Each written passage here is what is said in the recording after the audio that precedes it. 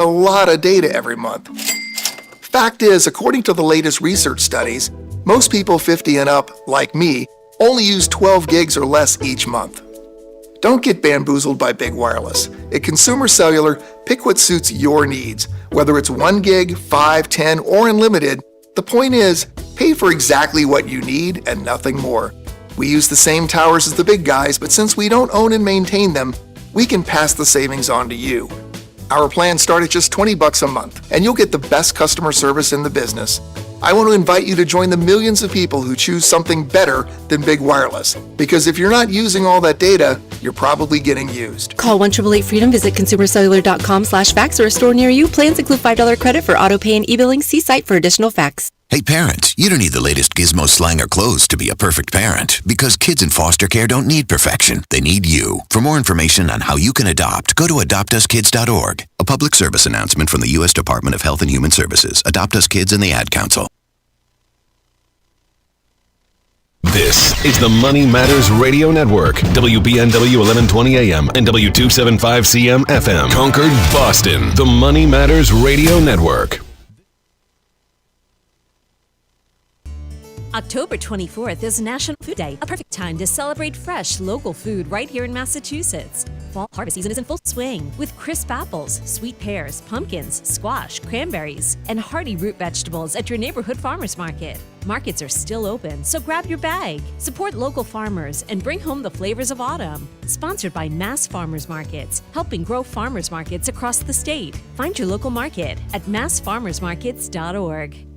Mark Vonner is the CEO of Veterans Development Corporation. Mark is a career military man, having served for nearly 20 years, and we are so thrilled to have him and his company as a key partner and the presenting sponsor of the DAV 5K Boston. Mark comes from a proud military family, including his father Victor and his brother Timmy. Mark talks often about how serving his country was one of the greatest achievements of his life, and that's one of the key reasons that he chooses to give back to this special community. Mark is honored to continue his legacy that his father started when he built Veterans Development Corporation. Working to help many disabled veterans and their families has become a lifelong goal for Mark, and it's why he's taken the time to fully support the DAV Department of Massachusetts. You can join Mark Vonner and Veterans Development Corporation and help our great American heroes today by making a donation or becoming a sponsor. Simply visit dav5k.boston. That's dav5k.boston. Hey, listen, are you a 50-year-old person looking for term life insurance? Then you need to talk to Bob. Bob specializes in helping people find $1 million or more of term life insurance for a couple of $100 a month. Look, you need to know there's a price war in the term life insurance business, and you may be paying too much. Call Bob, and he'll shop and see how much money he can save you. Look, this could be the last term life insurance policy you ever have. Your rates are guaranteed for the next 20 years. That's right, guaranteed level rates for the next 20 years. And if you're a smoker or your health is not perfect, Bob has great rates for you too. So for $1 million of term life insurance coverage for a couple of $100 a month, call Bob right now. 800-965-7987. 800-965-7987. 800-965-7987. That's 800-965-7987. Paid for by Term Direct. Hi, this is Chuck and Mike from the Armstrong Advisory Group, and we've got a guide available this month titled Understanding Required Minimum Distributions. Mike, a lot of changes in the RMD landscape. When do people have to take RMDs from either IRAs or Roths? How old are you? Me personally? So this does start changing now. It is currently 73 for a lot of folks. For some younger folks, it's actually now going to be 75 years old for your traditional IRAs and 401ks. And so that started at 70 and a half just a few years ago. And so this is a new set of rules for a lot of people. When you look at how the penalty situation has evolved, this is one area that's actually gotten a little bit more lenient in recent years. And so that's something where if you are new to RMDs, there are some incentives if you've missed one to get that squared away as soon as possible. There are, but, key takeaway. Understand these rules and don't miss your required minimum distribution, because there are still penalties for something that, again, is completely avoidable. Yes, the penalties used to be bigger.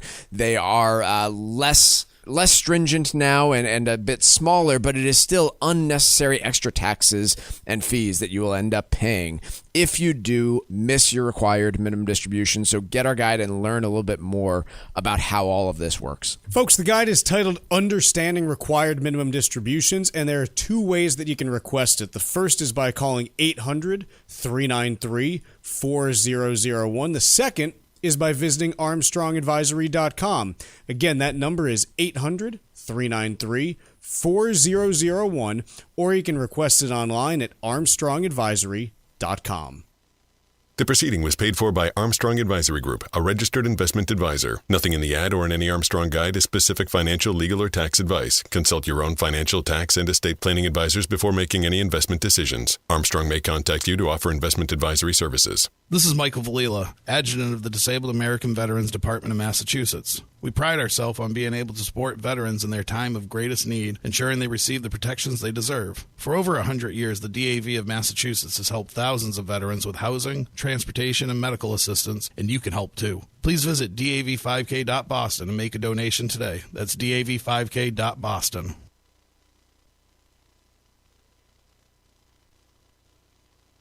The Financial Exchange is produced by Money Matters Radio and is hosted by employees of the Armstrong Advisory Group, a registered investment advisor. All opinions expressed are solely those of the hosts, do not reflect the opinions of Armstrong Advisory or anyone else. Investments can lose money. This program does not offer any specific financial or investment advice. Please consult your own financial, tax, and estate planning advisors before making any investment decisions. Armstrong Advisory and the advertisers heard on this program do not endorse each other or their services. Armstrong and Money Matters Radio do not compensate each other for referrals and are not affiliated.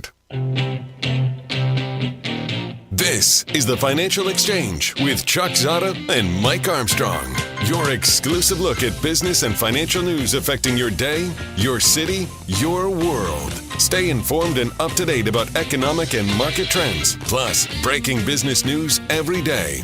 The Financial Exchange is a proud partner of the Disabled American Veterans Department of Massachusetts. Help us support our great American heroes by visiting dav5k.boston and making a donation today. This is the Financial Exchange with Chuck Zodda and Mike Armstrong.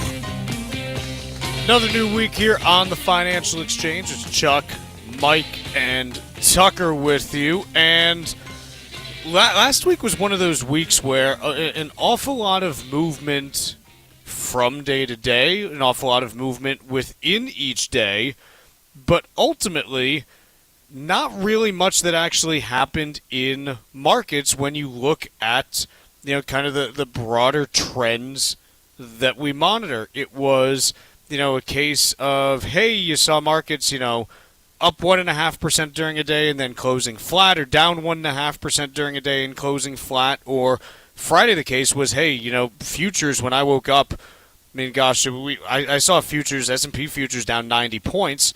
We ended up closing up 30, so it's a 2% intraday swing, but ultimately not much movement. It was less than a 0.5% move on the S&P 500. And so I think we come into this week, Mike, still looking just for more information so that markets can try to, more conclusively find out which direction they want to move in. And we're going to get a little bit more data this week. Last week, the movements were happening on, a bunch of different reports surrounding, potential events and things like that.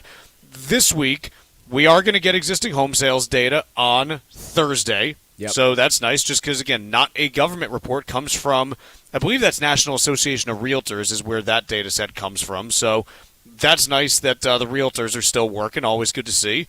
And then Friday, golly gee willikers, it's the white whale itself. We get the CPI report for September. The only reason why is because this is instrumental in setting the cost of living adjustment for Social Security and other programs for next year. And so the BLS said, hey, yeah, we'll recall the staffers that handle that stuff, and we will get that September CPI report. So a couple data points that we get there. And also, earnings season really kicks into high gear. The last week and a half, banks. But this week we got Netflix, GE Aerospace, Coca-Cola, Philip Morris, Raytheon, Tesla, IBM I put on the list just because they still exist, but not instrumental in moving markets at this point. Blackstone, going to be interested to hear what they say about private credit these days. Intel, Honeywell, Union Pacific, Procter & Gamble. So you got earnings really kicking into gear this week. And so I think this will be kind of an informative week and potentially a week of change where we start to maybe get a sign of, hey, is there a clear direction that this market starts to take, or is it just more chop? Yeah, I mean, look, 2 Fridays ago was the day that we saw markets sell off by 3%. To your point, we've almost made up all of those losses, even with the choppy market of last week. I struggle to put my finger on exactly, obviously what caused markets to sell off on Friday, or at least the big news item of the day was increased tensions with China between President Xi Jinping and President Trump. Those have somewhat been alleviated. We have not seen much alleviated in terms of concerns about private credit and where that might be leaching into. And to a point that I think you made, last week, Chuck, was just seemed like a market that was going to get nervous about something. It was just a question of what the story was going to be. And so, we've seen some improvement on the China-U.S. narrative, at least, but I'm not sure that's what's actually going to drive markets next. We've got the earnings that potentially can do that. So you've got that going on. Also this week, Kevin Hassett, the White House head of the Council of Economic Advisors, said that he expects that the government shutdown may end up ending sometime this week. Whether it actually does or not, I'll read his quote just because, again, I think it's informative. Now, there's a shot this week that things will come together. The moderate Democrats will move forward and get us an open government, at which point we can negotiate whatever policies they want to negotiate with regular order. Whether this is posturing or if he actually believes that this is going to have, some possibility, I think is an open question. What I can tell you is that betting markets, the online ones that follow this stuff, are taking it somewhat seriously in that, hey, last night, Kalshi had the average, the government shutdown lasting 44.4 days. Today, that estimate is down to 38 days. Now, this week, Mike, how long is a week? 7 days. What's today's date? October 20th. End of the week is going to be October 27th, which means, and again, really that's a week from now, so I'm even giving, the week the benefit of the doubt. So 38 is still more than 27, correct? As far as I'm aware, yeah. As far as we know. We've not seen any math to disprove that. Yep. And so betting markets are saying, yeah, we could buy that there's maybe a chance that this happens this week, but we're not buying it with 100% confidence, certainly. Right. Last big item on the calendar for this week, Chuck, that I can think of anyway, tomorrow at Tucker, 11:40.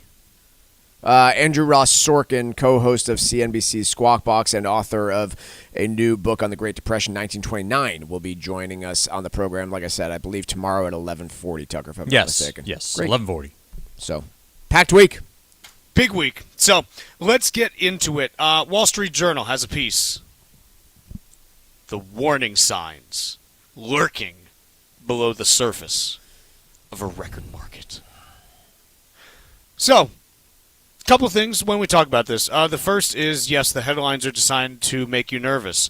The second is, I do think there are actually some things that are worth being nervous about, but being nervous is different from actually taking action. And provided that you set yourself up with a portfolio and risk tolerance that you are comfortable with, and you're not bungee jumping and not doing anything crazy, regular market volatility is a feature of markets and not a bug. And markets cannot hit all new highs every single day, but the best predictor of new all-time highs is hitting previous all-time highs. And so I think that when we look at this piece, what it talks about is there's a few different things covered in it. The first is you've seen a rotation in the last week or so, even in the last month really, from cyclical stocks towards more defensive ones. Okay, well, is that really a warning sign, or is that markets reacting to potential concern by trying to get ahead of it, Mike? Yeah. I 6 one half dozen the other, right? I mean, it all insinuates the same thing, which is in some areas of the markets, investors are expressing some degree of concern by voting with their wallet. And yeah, some of those cyclical areas that might be subject to defaults or problems in credit markets are being looked at more critically right now. I think that I'm not sure that is a symptom of a overheated market or a symptom of real news that's on the ground, given what we're seeing in the auto industry. Yeah, and so I think the other piece that I will talk about on this, like when we're looking at it, is ultimately, look, these things may or may not actually mean anything about where the economy is going to go. Case in point. So, like, what this is talking about is like, hey, regional banks are struggling the last month, crude oil struggling the last month, home builders are. Sure. But healthcare, utilities, and gold have been rocking and rolling, right? Yep. So, you look at this and you say, okay, let's go back and, kind of see, some historical examples and see if this actually means anything or if it's just, kind of a bunch of hot air. And the case that I want to look at is, Tucker, can you fire up the time machine for us? I was wondering. Stand by. We got to get the flux capacitor up to 1.21 gigawatts. I also, by the way, just love how Back to the Future, it's gigawatts, but everywhere else it's gigawatts. But anyways. So, we're back in 2023. It's not hot, Tucker. It's still pretty cold. It's the middle of March of 23. And the S&P Regional Bank falls 26%. Yeah, that's right. It's actually a hot March. And the S&P Regional Bank ETF falls 26% on fears that Silicon Valley Bank is not going to be the only bank that blows up. And it's true, it wasn't. There were a couple other ones that had to be, purchased and sold off and things like that. First Republic. And what was the other one? There was a New York one that was all crypto-y. Yeah. Signature? That Signature sounds right, Chuck. I think that might be it. Yeah. So everyone was nervous that, like, oh, this is going to be like a whole thing for regional banks. And it was for, like, 3 of them. But it really wasn't for anyone else. It did require a fair bit of government or Fed intervention to get there, though. Totally, but like, isn't that what always happens in crises? Yes. Like, yeah. It always bothers me when it's kind of like the people that root for the hurricane to, like, wipe out an entire state. It's like people complain. They're like, oh, well, the Fed didn't let everyone fail. It's like, no, because like they didn't want, they things didn't to get want really to repeat bad. 1930, people. Right. I'm sorry that they didn't want a giant run on banks. Or it's like, okay, like, yes, the hurricane didn't wipe everything out. Sorry that everyone got to live, or like that a lot of people did. I can't stand the people that root for doom. It's just not healthy. So regional bank ETF falls 26%. Utilities, and I'm looking at March 7th through the end of April. Okay, utilities up 5.5%. Consumer staples up 7.5%. Gold up 9.6%. Mike, did this mean that anything bad happened in the stock market over the rest of 2023? No, it was actually pretty good. No, it was a pretty good year. Because the crisis was contained. Correct. So I think that when you look at, signals like this and read a piece like this, yes, this could mean something, but there's also examples where it doesn't mean anything. And I think that, the human mind is conditioned to look for patterns and be like, oh, consumer staples and, healthcare and utilities being bought and regional banks being sold. Market knows something. Well, no, the market's trying to figure out what's going on, and sometimes it's right, sometimes it's not. That's the deal. Quick break here. When we return, let's talk about how the economy's actually doing. This was talking about how the market's doing. Now let's talk about how the economy's doing. We got a piece in Bloomberg Opinion. The glass half full economy has rarely looked so good. We'll discuss when we return. Text us 617-362-1385 with your comments and questions about today's show, and let us know what you think about the stories we're covering. This is the Financial Exchange Radio Network. Mark Vonner is the CEO of Veterans Development Corporation. Mark is a career military man, having served nearly 20 years, and we are so proud to have him and his business as a key partner and a presenting sponsor of the DAV 5K Boston. The DAV Department of Massachusetts does incredible work, and it's one of the first organizations that Mark became familiar with after his military service ended back in 1984. As Mark built his company, he knew he'd be giving back to fellow veterans who needed jobs, support services, medical supplies, and so much more. Mark works with disabled veterans every day, and it's one of the key reasons why he's such a big supporter of Dan Stack, the DAV Department of Massachusetts, and the DAV 5K Boston. You can join Mark Vonner and his team and make a donation to the DAV Department of Massachusetts or become a sponsor of the DAV 5K Boston. Simply visit dav5k.boston. That's dav5k.boston. The U.S. Virgin Islands aren't just stunning, they're thriving and continue to be one of the hottest spots for vacationers in the Caribbean. New cruise port upgrades, better air connections, and a sharper focus on cultural experiences are putting the islands back on the map for travelers seeking something special. St. Thomas is your cruise hub, known for duty-free shopping and the world-famous Megan's Bay. St. John is pure escape with national park hikes, secluded beaches, and tropical tranquility. St. Croix brings the history with colonial architecture, old sugar mills, and vibrant coral reefs. Visit one island or all three and get plenty of pampering, undisturbed nature, and a vibe like no other, all jammed into one vacation. With easy travel from New England, no passport required, and no money to exchange, paradise is closer than you think. This fall, plan your getaway and fall naturally in rhythm with the heartbeat of the islands in America's Caribbean. Visit usvi.com and book your trip today. That's visitusvi.com. Cushing & Dolan want to help you avoid costly mistakes when it comes to gifting assets to your children. Their brand new guide, Making the Most of Gifting Assets, shares crucial strategies to help you protect your legacy and your family. Many people think gifting is always a good thing, but if it's done the wrong way, it can create real headaches. Even well-intentioned gifts can cause complications if your children are dealing with financial pressure or legal issues like a divorce. The guide also explains how a major gift, like a home or vacation property, could come with hidden tax consequences that may impact your entire estate plan. Before you make any big moves, arm yourself with the facts in this new guide from Cushing & Dolan. Call 866-848-5699 right now to get your copy. That's 866-848-5699. Or request it online at legalexchangeshow.com. That's legalexchangeshow.com. The proceeding was paid for and the views expressed are solely those of Cushing & Dolan. Cushing & Dolan and or Armstrong Advisory may contact you offering legal or investment services. Cushing & Dolan and Armstrong Advisory do not endorse each other and are not affiliated. Hey, listen, are you a 50-year-old person looking for term life insurance? Then you need to talk to Bob.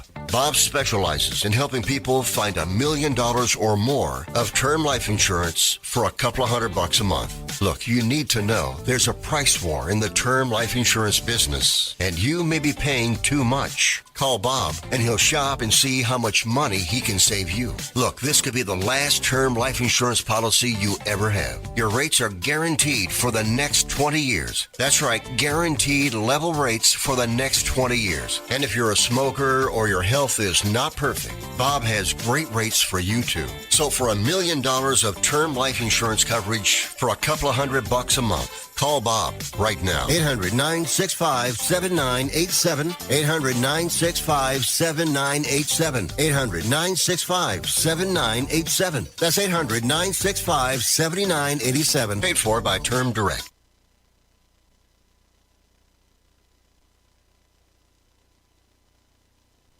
Find daily interviews and full shows of the Financial Exchange on our YouTube page. Subscribe to our page and get caught up on anything and everything you might have missed. This is the Financial Exchange Radio Network.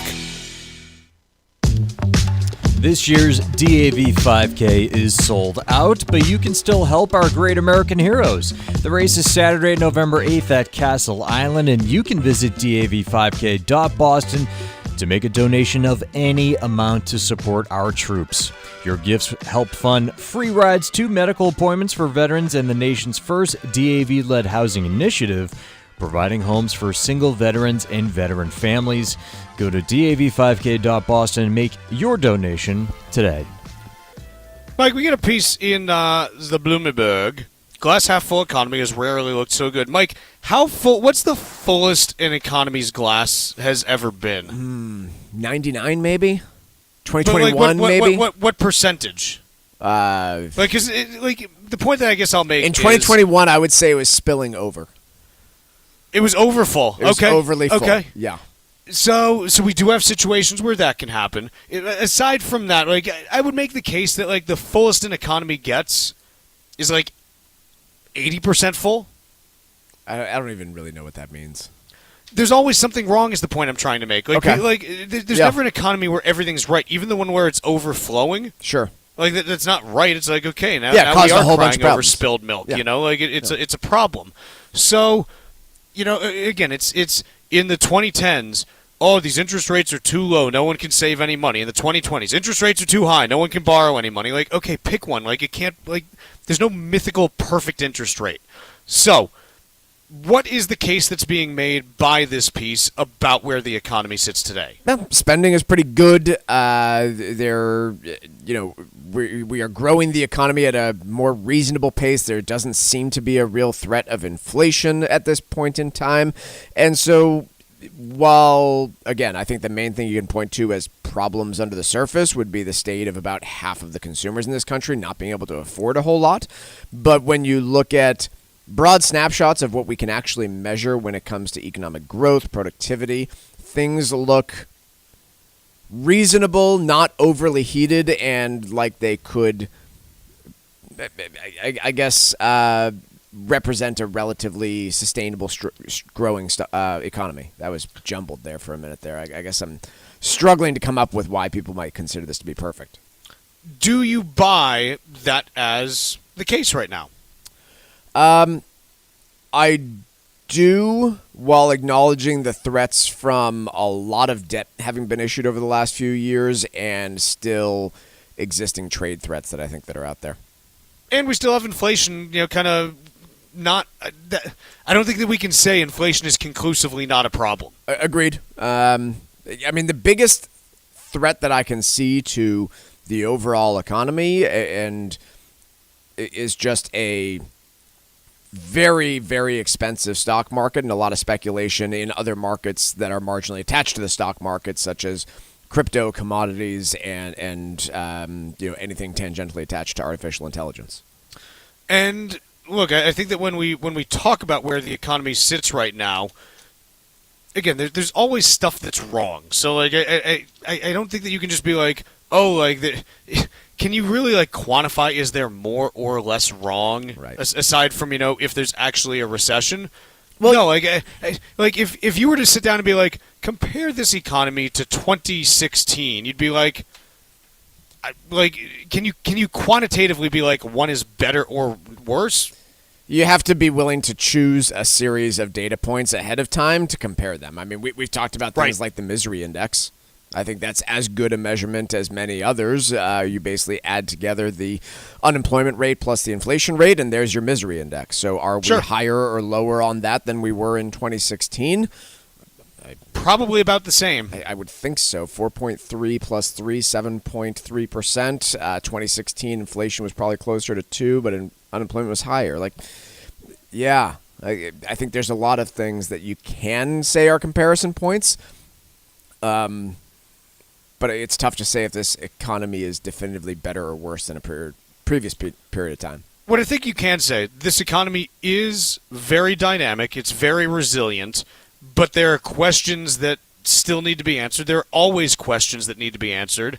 And so as such, I don't think you can look at what we're seeing right now and say that it's inherently... There's nothing that points to it being inherently worse than prior times.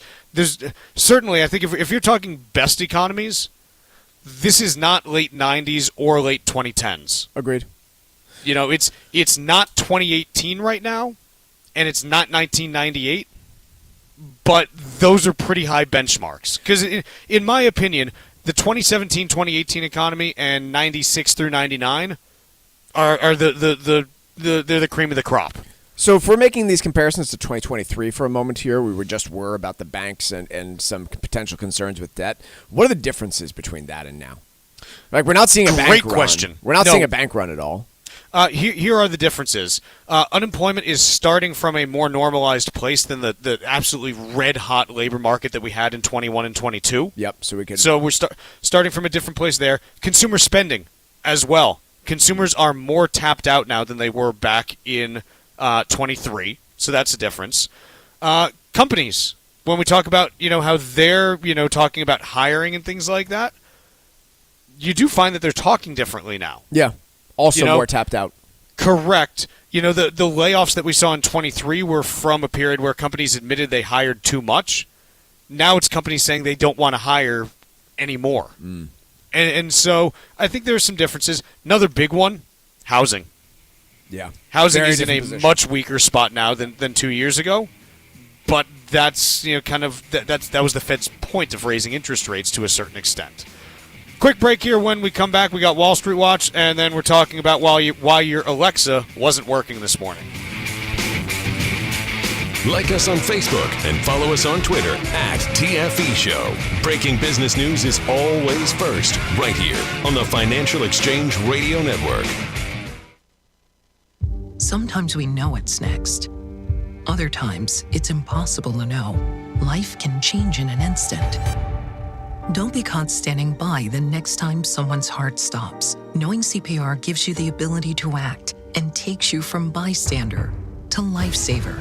CPR is a life-saving skill. Join the nation of lifesavers today by learning CPR at heart.org/nation. National support for CPR education provided by Elevance Health Foundation. It happens all over Massachusetts.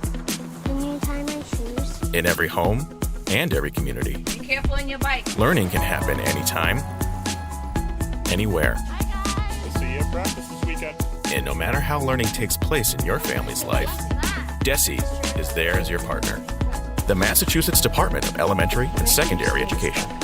Never stop learning. Find out more at mass.gov/back-to-school. Sponsored by the Massachusetts Department for Elementary and Secondary Education. New Englanders love the Caribbean, and now there's a Caribbean travel channel available for you to learn all about Caribbean culture while you're planning your next trip to your favorite island. The TravelShareIt.com marketplace is loaded with information about the arts, festivals, food, and music throughout the Caribbean, and is an interactive website featuring daily travel deals to any island of your choice. Book your next Caribbean vacation on the most comprehensive travel channel for the islands, TravelShareIt.com. That's TravelShareIt.com.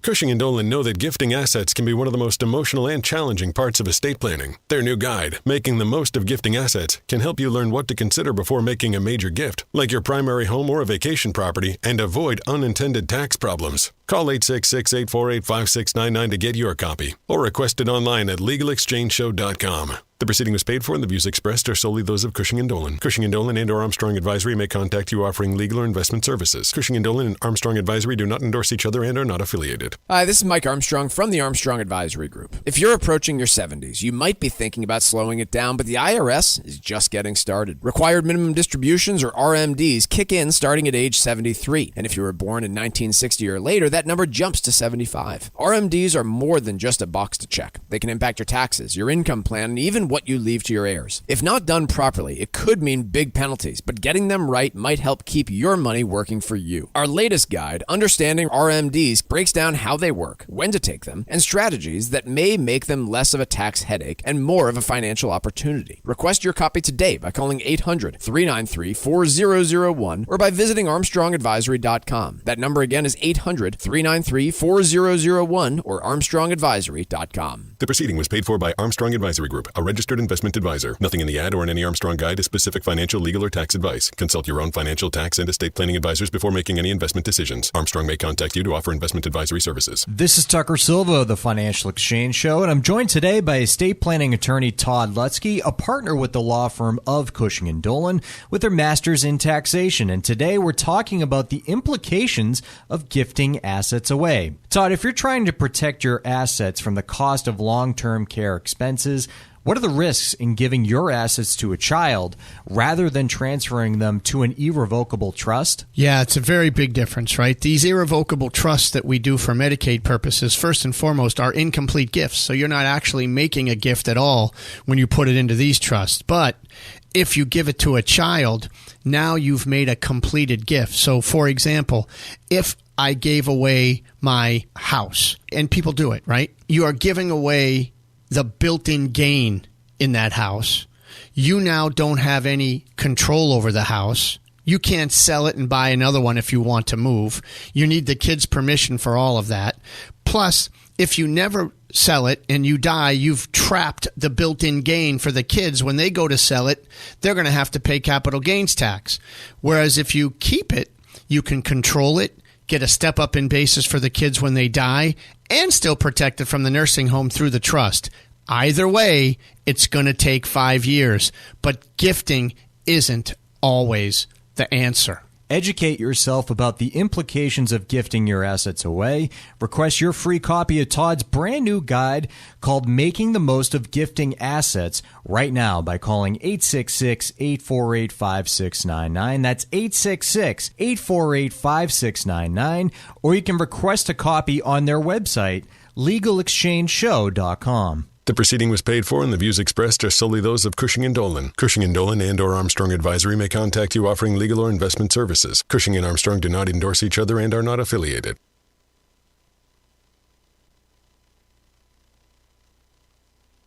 Time now for Wall Street Watch. A complete look at what's moving markets so far today, right here on the Financial Exchange Radio Network. Investors turning the page to a new week ahead of a new batch of third quarter earnings. Wall Street's also waiting for a significant inflation reading on Friday ahead of the Fed's October meeting next week. Right now, the Dow is up 0.7% or 318 points higher. S&P 500 is up nearly 0.9% or 58 points higher. NASDAQ up 1.2% or 279 points higher. Russell 2000 also up 1.2%. 10-year Treasury yield down 1 basis point at 3.995%. And crude oil down 1% today, trading just below $57 a barrel. A widespread outage linked to Amazon's web services has impacted several companies early this morning, including Amazon, Snapchat, Disney+, Reddit, Coinbase, and Robinhood. Airline websites, including Delta and United, were also among those impacted. However, many sites are now showing signs of recovery. Amazon stock, by the way, is up over 1%. Meanwhile, Cleveland-Cliffs stock is jumping 16% after the steel company beat third quarter expectations. The company also issued capital expenditures guidance of around $525 million for the year, less than a prior forecast of $600 million. Elsewhere, shares in Cooper companies climbing over 4% after Reuters reported that activist investor Jana Partners has built a stake in the medical device maker. Bank of America upgraded AMD's price target to $300 per share from $250 per share. AMD stock is rising 3%. And taking a look at the earnings calendar for this week, tomorrow we'll see GE Aerospace, Coca-Cola, Philip Morris, and RTX report in the morning, followed by Netflix after the bell. Wednesday, we'll see Thermo Fisher, AT&T, ahead of the opening bell, followed by Tesla, SAP, and IBM after the close. Thursday, we'll see results from T-Mobile, Intel, Union Pacific, and Honeywell. And on Friday, we'll see Procter & Gamble and Sonify report their third quarter results. I'm Tucker Silva, and that is Wall Street Watch. Mike, so as Tucker mentioned, Amazon Web Services, AWS, or as I like to call it, Oz, they have reported an outage as of early this morning. They have indicated that they are trying to make a recovery. I've personally now actually seen a resurgence in a couple of these AWS issues over the last hour. And so I've also seen a couple of reports come out that says that they are still having some problems, so they're not fully back up to speed. And so a couple questions on this. Should they get rid of their president and instead name a Wizard of Oz? Was that your question? That would be fun. I would enjoy that. Yeah. My question was going to be, has anyone seen Tim Cook? And is he just, running around Northern Virginia pulling, cables out of AWS? I like that idea. Like him and Bill Gates just running around in ski masks pulling out, Ethernet cords? I think it could be fun. Like you could do a nice little buddy comedy that way, I think. Yeah.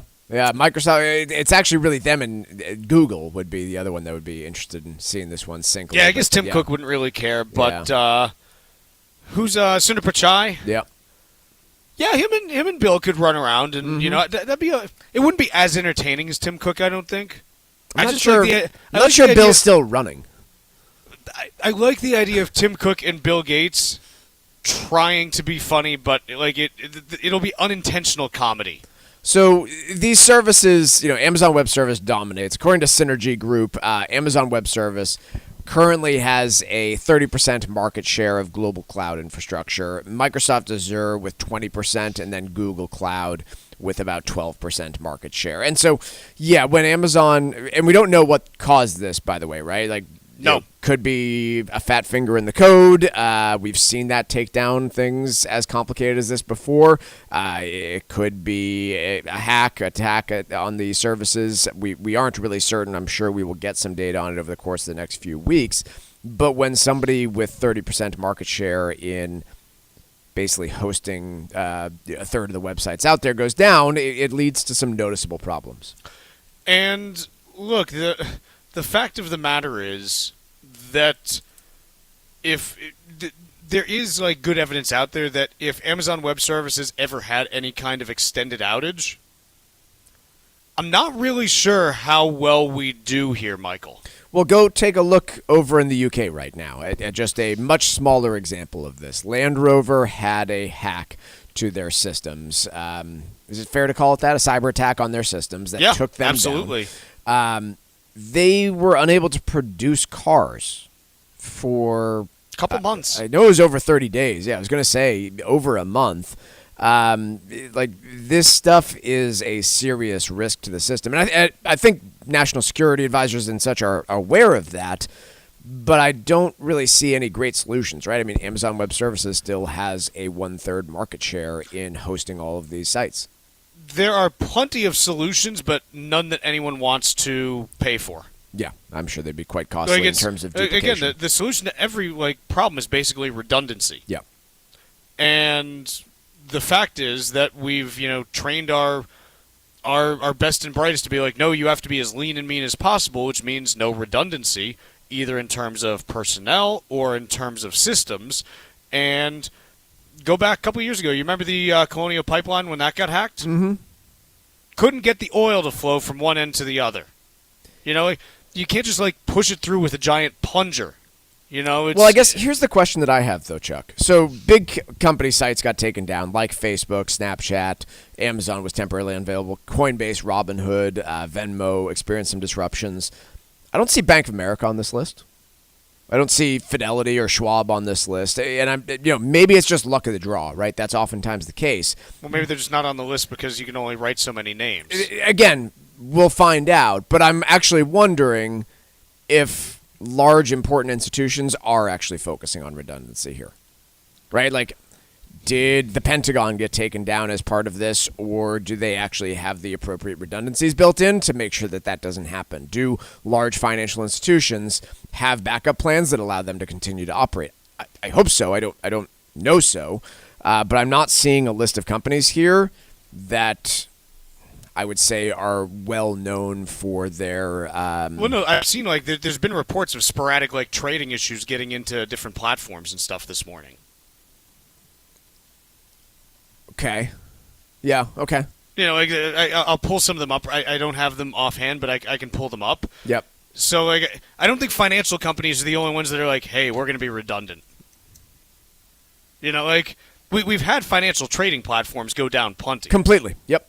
Agreed. And so I'm not gonna. I can't just believe that they're the only ones that are smart enough to have redundancy. I don't know. But the other thing is, look, it can just be complete luck of the draw. Yep. Do you remember a couple of years ago when it was Southwest had that big thing where their planes were a mess for a week? Yeah, it wasn't because of their planes; it was because of their.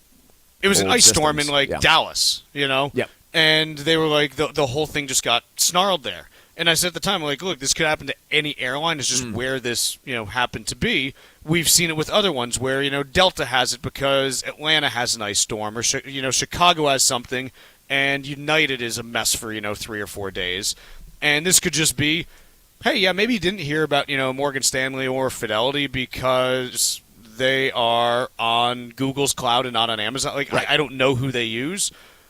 But it just happened to be that, hey, Google's cloud is fine and Amazon's the one that got hit. Or, you've got so-and-so's on Microsoft Azure.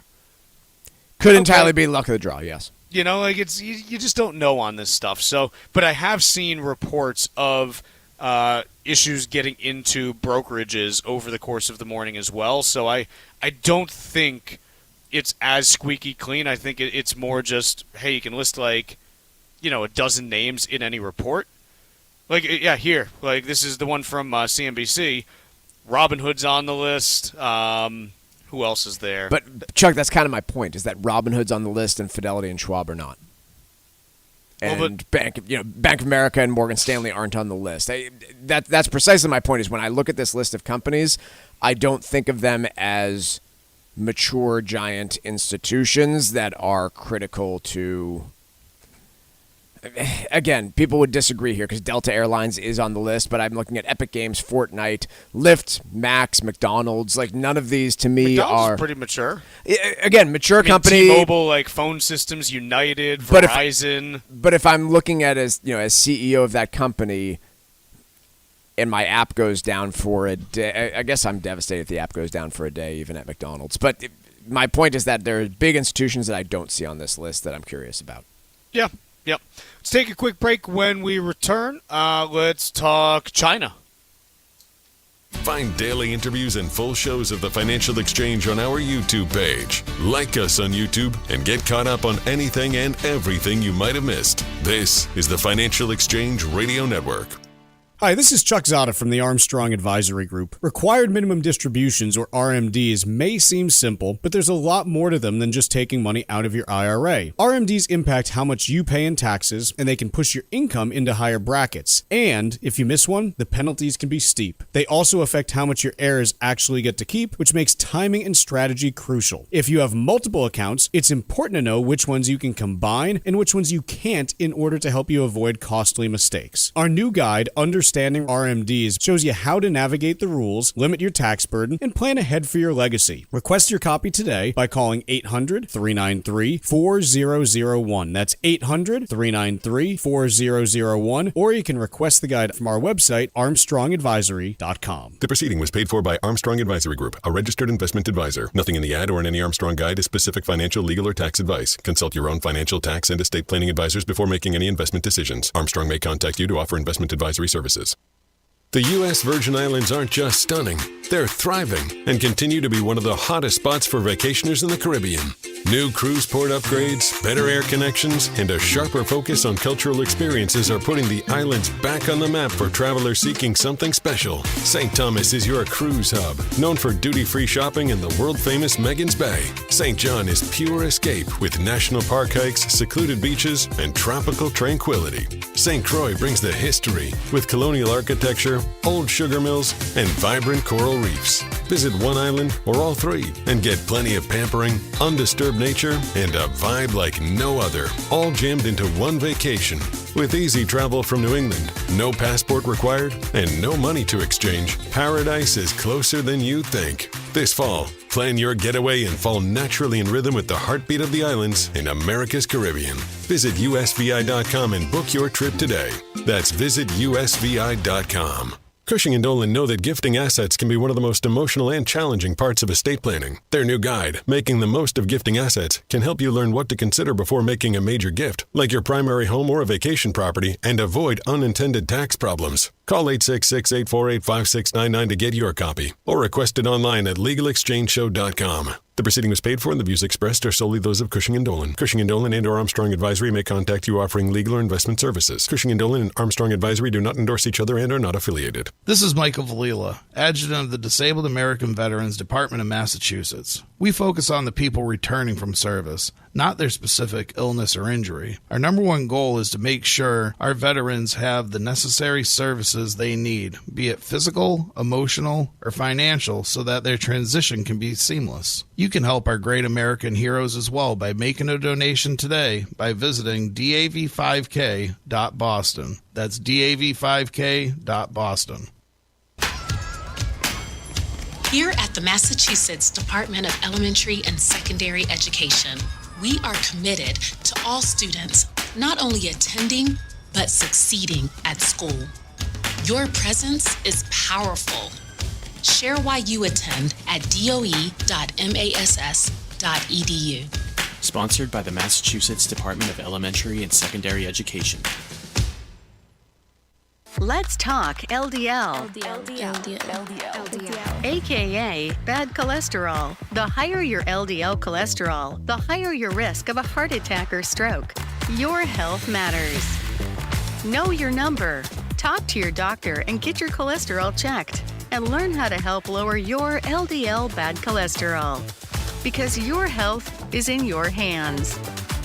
Find out more at heart.org/LDL.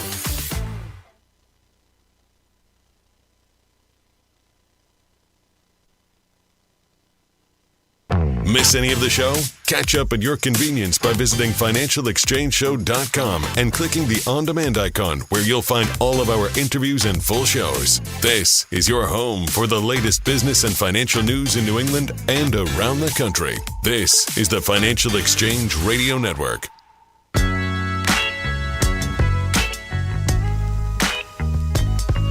Peace in Bloomberg. President Trump lists top demands on China before trade talks resume.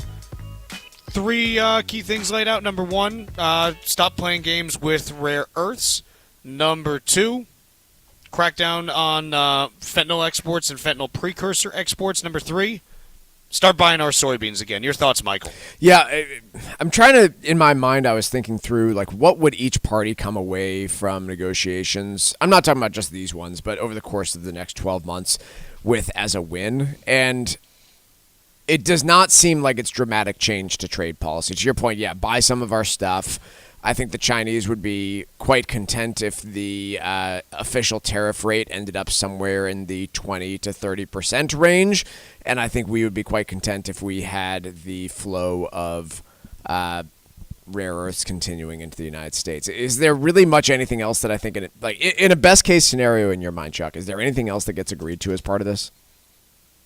No, and I'm pretty unconvinced that gets agreed to. I was talking about this last week, and this is, again, I come back to China over and over. And, like, China's at the precipice of things getting kind of gnarly demographically. Like, they're already there to a certain extent. Yes. But you can make a real case, in my opinion, that the convergence of, hey, Xi's getting older and wants to do some stuff before he dies. China's getting older and is going to lose some of the advantage that they have had historically as a result of that. And you couple that with the fact that the U.S. and everyone else now recognizes, gee, we can't just rely on China to produce rare earths and all this other stuff, because if they decide that they're going to not cooperate, we're, up poop creek and that doesn't smell very good. And so I think that when you look at this, it's something where I'm more convinced than ever that China wants to try to use the next 5 years or so to really push to cement the position that Xi wants it to be in. And I guess my question is, which is what? What do you mean? Like, what is that position that Xi wants China to be in? I think, they would love more territory. They would love more control over Taiwan. I'm just not sure what that position actually looks like that he is hoping to. I think he wants control over Taiwan, and I think he wants the Chinese form of government to be recognized as, like, the preeminent form throughout the world, because he sees himself as trying to pick up the mantle for the defeat of communism in the mid-20th century.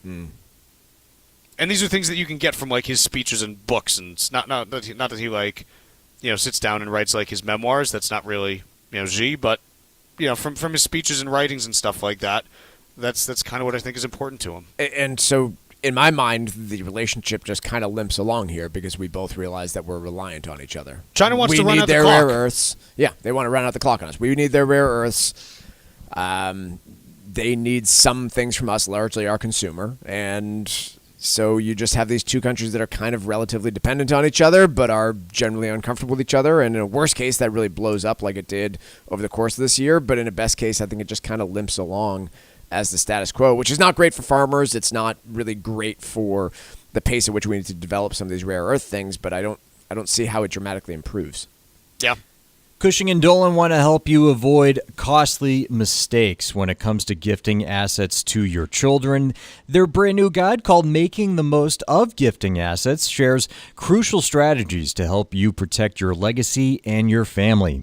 Many people think gifting is always a good thing, but if it's done the wrong way, it can create real headaches. Even well-intentioned gifts can cause complications if your children are dealing with financial pressure or legal issues like a divorce.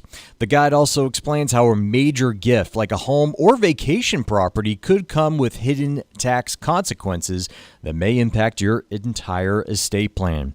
Before you make any big moves, arm yourself with the facts in this brand new guide from Cushing & Dolan. Once again, it's called Making the Most of Gifting Assets. You can get it by calling 866-848-5699 to get your copy. Once again, 866-848-5699, or you can request it from their website, legalexchangeshow.com.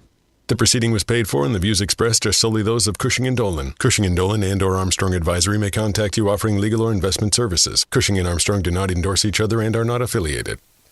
Mike, we got continued problems in the auto sector, and it's coming in a wide array of different places. Number one, piece in the Wall Street Journal, first Ford, now Jeep automakers hit by a lack of parts. Apparently in a Michigan factory for Jeep, they have had to stop producing vehicles last week and won't resume production until early next month because they have a shortage of aluminum. Ford has stopped production at 3 plants for the same reason. And so you've got a bunch of people sitting there saying, okay, I'm collecting unemployment for the short term. Next one, low-income Americans are missing car payments. This is something we've talked about, subprime defaults on auto loans creeping up.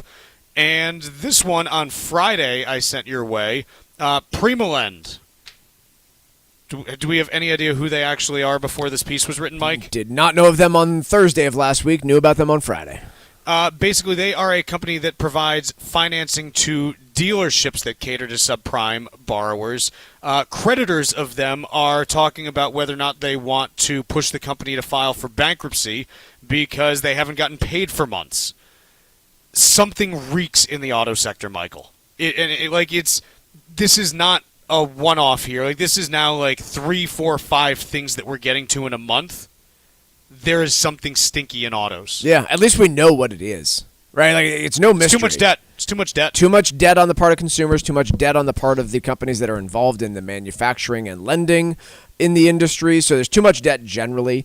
And then there are still all sorts of supply chain snafus, part of which are caused by tariffs, part of which are just random chance. I mean, the New York aluminum factory going down has now brought down 2 automakers in their ability to produce. So what do you do when you have too much debt, Michael? You go and rob a bunch of royal jewels from the Louvre. Yes. So you're completely you're unrelated story. That it was orchestrated by automakers? No, probably not. Instead, but the wild story, broad daylight. It was 9:30 a.m. yesterday, and apparently a bunch of jewels were stolen from the Louvre in broad daylight by a bunch of people that went in and took them. Wild stuff. Let's take a quick break here. When we come back, we got hour 2 coming up in a bit.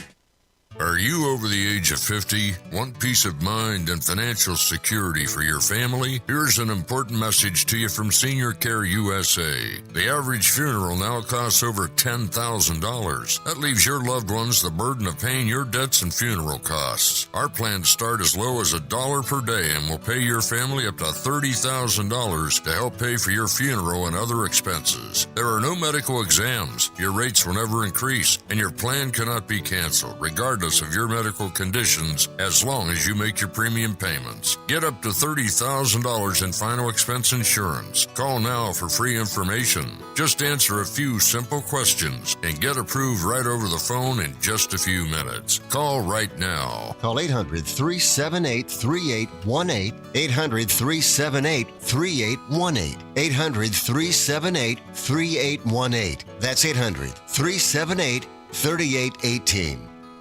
Did you outgrow your timeshare and now you want out? But you can't. You can't sell it, and you can't get out of the contract. Imagine trying to get out of your mortgage. That's what a timeshare is. You can't just call up the bank and say, I don't want to pay it anymore. But we may be able to help you do just that. Listen, a timeshare maybe for you once was a great thing, but now you don't use it much. And they are not easy to get rid of. Plus, you do have to pay for it every month. Qualified timeshare owners can get out of their contract legally and permanently without ruining your credit or even filing bankruptcy. And imagine, no more mortgage payment or fees. Call the Timeshare Exit Hotline qualification line now. It's free to learn more. 800-455-7967. 800-455-7967. 800-455-7967. That's 800-455-7967. Paid for by Timeshare Defense. Hey, listen, are you a 50-year-old person looking for term life insurance? Then you need to talk to Bob. Bob specializes in helping people find $1 million or more of term life insurance for a couple of $100 a month. Look, you need to know there's a price war in the term life insurance business, and you may be paying too much. Call Bob, and he'll shop and see how much money he can save you. Look, this could be the last term life insurance policy you ever have. Your rates are guaranteed for the next 20 years. That's right, guaranteed level rates for the next 20 years. And if you're a smoker or your health is not perfect, Bob has great rates for you too. So for $1 million of term life insurance coverage for a couple of $100 a month, call Bob right now. 800-965-7987. 800-965-7987. 800-965-7987. That's 800-965-7987. Paid for by Term Direct. This is the Money Matters Radio Network, WBNW 1120 AM and W275 CM FM. Concord, Boston, the Money Matters Radio Network. October 24th is National Food Day, a perfect time to celebrate fresh, local food right here in Massachusetts. Fall harvest season is in full swing with crisp apples, sweet pears, pumpkins, squash, cranberries, and hearty root vegetables at your neighborhood farmers market. Markets are still open, so grab your bag. Support local farmers and bring home the flavors of autumn. Sponsored by Mass Farmers Markets, helping grow farmers markets across the state. Find your local market at massfarmersmarkets.org. The U.S. Virgin Islands aren't just stunning, they're thriving and continue to be one of the hottest spots for vacationers in the Caribbean. New cruise port upgrades, better air connections, and a sharper focus on cultural experiences are putting the islands back on the map for travelers seeking something special. St. Thomas is your cruise hub, known for duty-free shopping in the world-famous Megan's Bay. St. John is pure escape with national park hikes, secluded beaches, and tropical tranquility. St. Croix brings the history with colonial architecture, old sugar mills, and vibrant coral reefs. Visit one island or all three and get plenty of pampering, undisturbed nature, and a vibe like no other, all jammed into one vacation. With easy travel from New England, no passport required, and no money to exchange, paradise is closer than you think. This fall, plan your getaway and fall naturally in rhythm with the heartbeat of the islands in America's Caribbean. Visit usvi.com and book your trip today. That's visitusvi.com. Mark Vonner is the CEO of Veterans Development Corporation. Mark is a career military man, having served for nearly 20 years, and we are so thrilled to have him and his company as a key partner and the presenting sponsor of the DAV 5K Boston. Mark comes from a proud military family, including his father Victor and his brother Timmy. Mark talks often about how serving his country was one of the greatest achievements of his life, and that's one of the key reasons that he chooses to give back to this special community. Mark is honored to continue his legacy that his father started when he built Veterans Development Corporation. Working to help many disabled veterans and their families has become a lifelong goal for Mark, and it's why he's taken the time to fully support the DAV Department of Massachusetts. You can join Mark Vonner and Veterans Development Corporation and help our great American heroes today by making a donation or becoming a sponsor. Simply visit dav5k.boston. That's dav5k.boston. This is Michael Valila, Adjutant of the Disabled American Veterans Department of Massachusetts. The DAV of Massachusetts has helped me and countless others adjust to civilian life through a variety of incredible programs. Through our local Veterans Assistance Program, we provide necessary services to veterans and their communities, such as food shopping, landscaping, and companionship, but we need your support. You can help by making a donation today. Please visit dav5k.boston. That's dav5k.boston. Hi, this is Chuck and Mike from the Armstrong Advisory Group, and our guide this month is titled Understanding Required Minimum Distributions. Mike, one area with some big changes the last couple of years has been RMDs as it relates to inherited IRAs. What is the lay of the land today? Yeah, so critical things that you need to know is that for most inheritors that are not spouses, so that's your starting point. If you are not married to the person who passed away, you are most likely subject to a out in 10 rule. What has also changed is that you're required to satisfy two different rules for most folks. Again, you are required to empty that inherited IRA within a decade. You also have annual required minimum distributions based on life expectancy. So it is really complicated now for inheritors. How does that potentially influence how a parent may leave assets to surviving children in terms of taking their incomes into account? Yeah, well, I mean, look, it is going to concentrate this additional income in a decade time period after you're gone. And so it adds a little bit of complexity in terms of that estate planning, right? Maybe I've got two kids. One's a very high income earner. One is a little bit lower. Do I potentially reshape my beneficiaries so that they both receive the same amount, maybe after taxes? A lot of complex planning you can do there. The guide this month is titled Understanding Required Minimum Distributions. The two ways that you can request it are by calling 800-393-4001 or by visiting armstrongadvisory.com. Again, that number is 800-393-4001, or you can request it at armstrongadvisory.com. The proceeding was paid for by Armstrong Advisory Group, a registered investment advisor. Nothing in the ad or in any Armstrong guide is specific financial, legal, or tax advice. Consult your own financial, tax, and estate planning advisors before making any investment decisions. Armstrong may contact you to offer investment advisory services.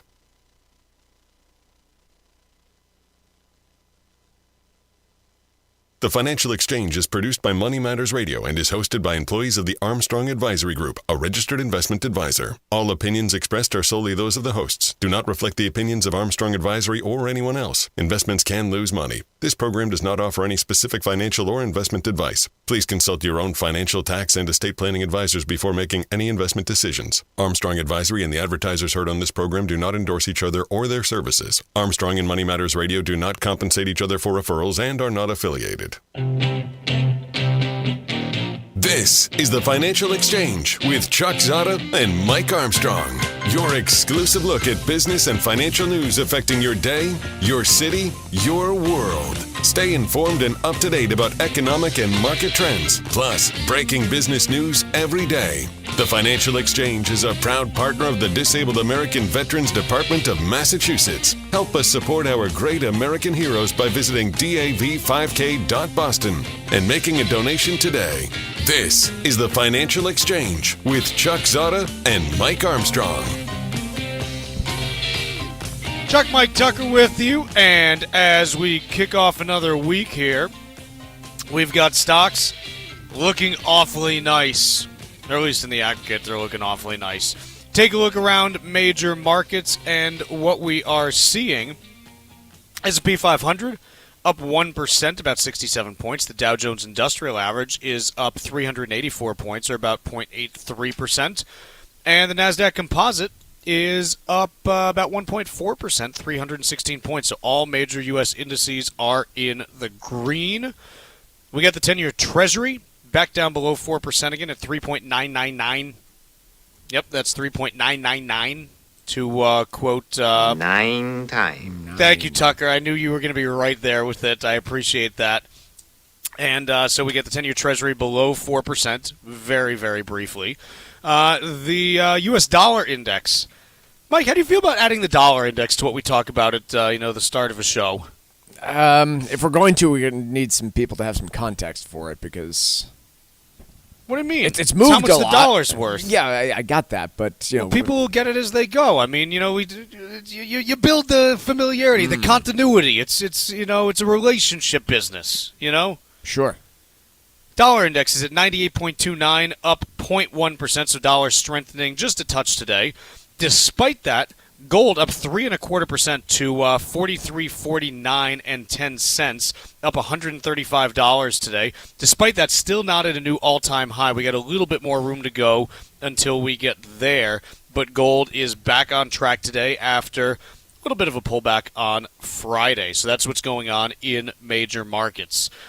Mike, let's talk a little bit about this piece from the Financial Times to kick things off here. Yeah, so inflation data going to finally be released here. We've been dealing with inflation over this year that's been hovering right around 3%. We were a bit weaker at the beginning of the year, weaker meaning better, and it's heated up, accelerated a little bit through the spring and into the summer here.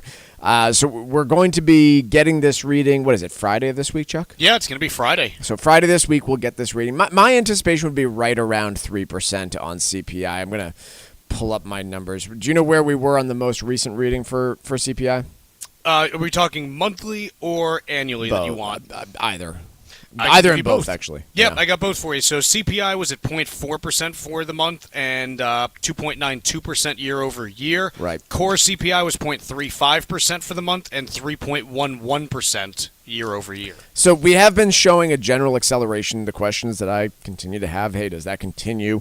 We're clearly seeing weakness on the part of some consumers, so maybe they're not able to fork over these prices at this stage, but that hasn't really prevented prices from continuing to climb through July and August. And the question that really everybody's trying to answer with this, and we see a lot of people dissecting the CPI for this reason, is the tariff piece showing up in any reality here? It's been admittedly tough for anyone to really put their finger on, oh yeah, clearly tariffs are affecting this price point for these goods. It's not been a really easy thing to put together with that data.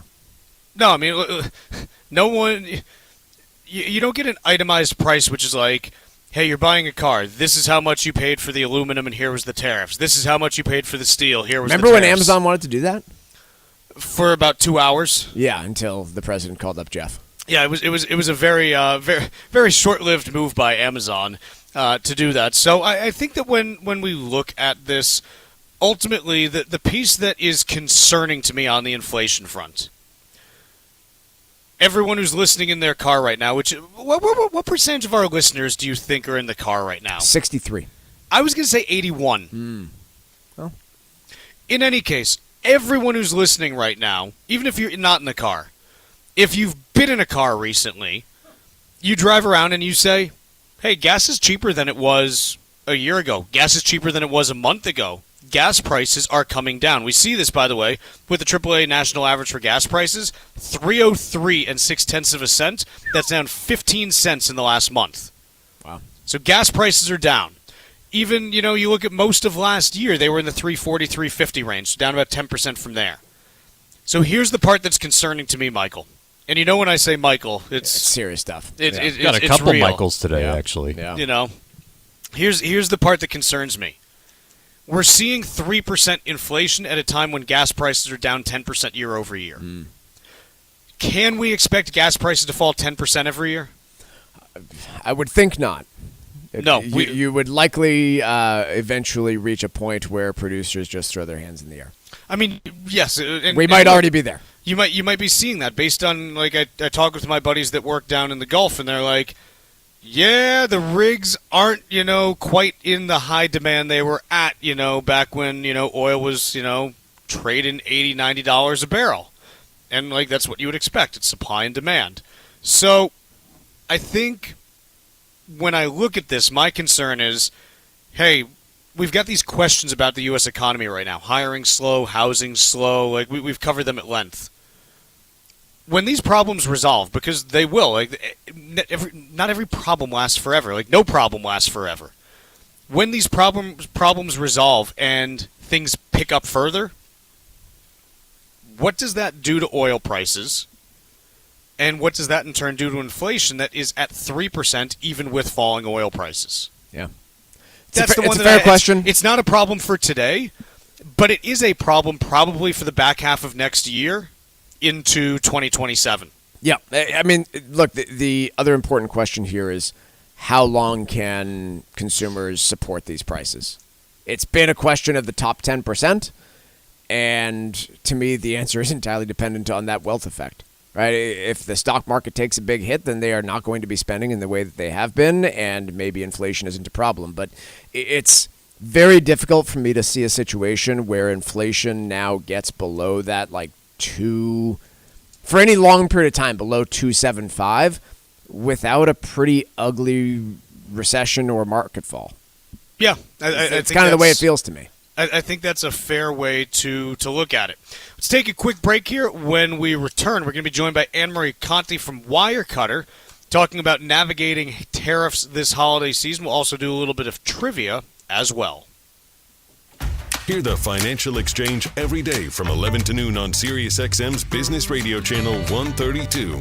Keep it here for the latest business and financial news and the trends on Wall Street. The Financial Exchange is now live on SiriusXM's Business Radio Channel 132. This is the Financial Exchange Radio Network. Cushing & Dolan know that gifting assets can be one of the most emotional and challenging parts of estate planning. Their new guide, Making the Most of Gifting Assets, can help you learn what to consider before making a major gift, like your primary home or a vacation property, and avoid unintended tax problems. Call 866-848-5699 to get your copy, or request it online at legalexchangeshow.com. The proceeding was paid for, and the views expressed are solely those of Cushing & Dolan. Cushing & Dolan and or Armstrong Advisory may contact you offering legal or investment services. Cushing & Dolan and Armstrong Advisory do not endorse each other and are not affiliated. This is Michael Valila, Adjutant of the Disabled American Veterans Department of Massachusetts. We focus on the people returning from service, not their specific illness or injury. Our number one goal is to make sure our veterans have the necessary services they need, be it physical, emotional, or financial, so that their transition can be seamless. You can help our great American heroes as well by making a donation today by visiting dav5k.boston. That's dav5k.boston. The U.S. Virgin Islands aren't just stunning, they're thriving and continue to be one of the hottest spots for vacationers in the Caribbean. New cruise port upgrades, better air connections, and a sharper focus on cultural experiences are putting the islands back on the map for travelers seeking something special. St. Thomas is your cruise hub, known for duty-free shopping in the world-famous Megan's Bay. St. John is pure escape with national park hikes, secluded beaches, and tropical tranquility. St. Croix brings the history with colonial architecture, old sugar mills, and vibrant coral reefs. Visit one island or all three and get plenty of pampering, undisturbed nature, and a vibe like no other, all jammed into one vacation. With easy travel from New England, no passport required, and no money to exchange, paradise is closer than you think. This fall, plan your getaway and fall naturally in rhythm with the heartbeat of the islands in America's Caribbean. Visit usvi.com and book your trip today. That's visitusvi.com. Hi, this is Chuck Zodda from the Armstrong Advisory Group. Required minimum distributions, or RMDs, may seem simple, but there's a lot more to them than just taking money out of your IRA. RMDs impact how much you pay in taxes, and they can push your income into higher brackets. And if you miss one, the penalties can be steep. They also affect how much your heirs actually get to keep, which makes timing and strategy crucial. If you have multiple accounts, it's important to know which ones you can combine and which ones you can't in order to help you avoid costly mistakes. Our new guide, Understanding RMDs, shows you how to navigate the rules, limit your tax burden, and plan ahead for your legacy. Request your copy today by calling 800-393-4001. That's 800-393-4001, or you can request the guide from our website, armstrongadvisory.com. The proceeding was paid for by Armstrong Advisory Group, a registered investment advisor. Nothing in the ad or in any Armstrong guide is specific financial, legal, or tax advice. Consult your own financial, tax, and estate planning advisors before making any investment decisions. Armstrong may contact you to offer investment advisory services. Environmental nonprofit Ocean River Institute is working with communities to tackle climate change with nature-based solutions that feature slowing water down and building more soil with grasses and plants. Research indicates that people acting in their own neighborhoods can build an inch of soil in a year and slow sea level rise down by as much as 25%. Please visit oceanriver.org for more information on opportunities to make a difference and go the distance for savvy stewardship of a greener and bluer planet Earth. As a busy mom to 4 kids, my to-do list is full. Trying to fit in exercise, eating right, and prioritizing self-care can feel next to impossible. While we can't add more hours to the day, we do have a great resource to help. Go Red for Women has easy tips, tools, and information to help you and your family live a healthier life. So to all the moms, the aunts, grandmothers, and amazing women out there doing it all, visit goredforwomen.org/momlife today. You take care of them, Go Red for Women will take care of you.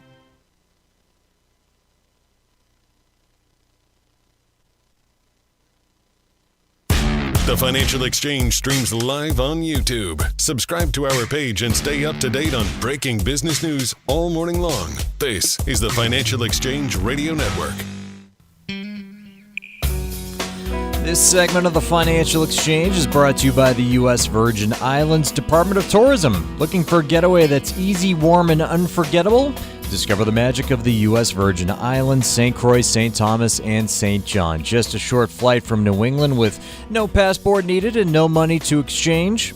Soak up the sun, stroll along white sand beaches, and feel the rhythm of the heartbeat of the islands.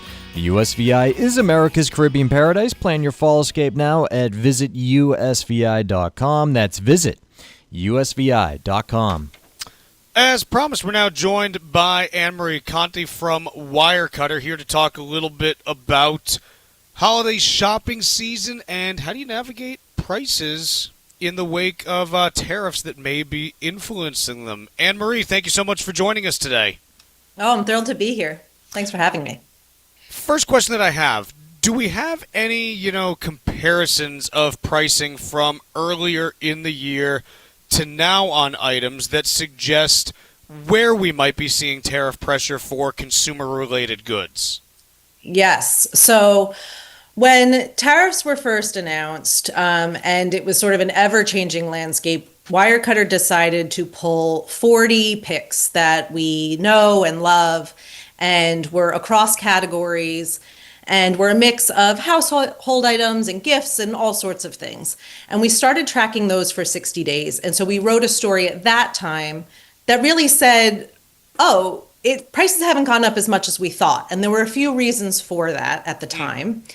And then we continued tracking them. So we have been tracking these products over that time period. And so now we have assessed our follow-up of where we are now.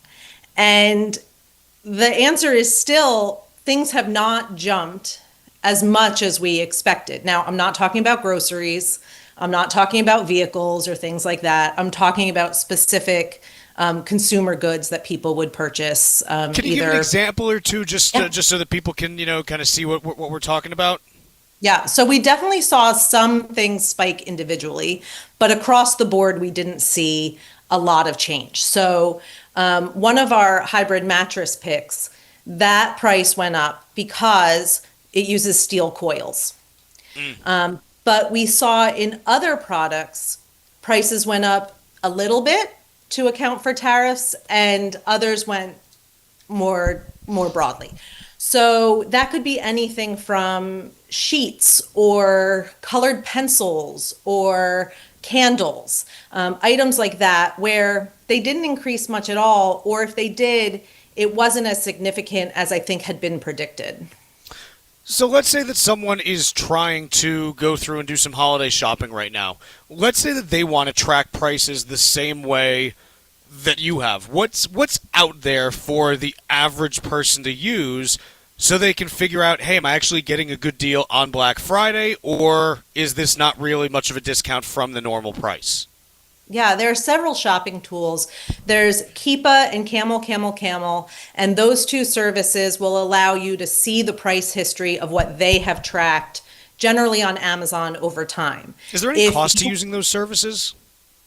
They do have free versions, and then there's also, I think, higher paid tier versions. But the most accessible is probably Google Shopping, and you can input products yourself and then track those over time. And Amazon also indicates when something is at the lowest price on 30 days, things like that. You have to be careful, and you need to track yourself, because what often happens in advance of deal holidays is that retailers will spike the prices to make the deals look like better deals, which is why we track our prices every day of the year, because we want to see on a macro level what is the average price, what we call the street price for an item, so that we can assess if something is an actual deal or if a price has been inflated prior to a deal event.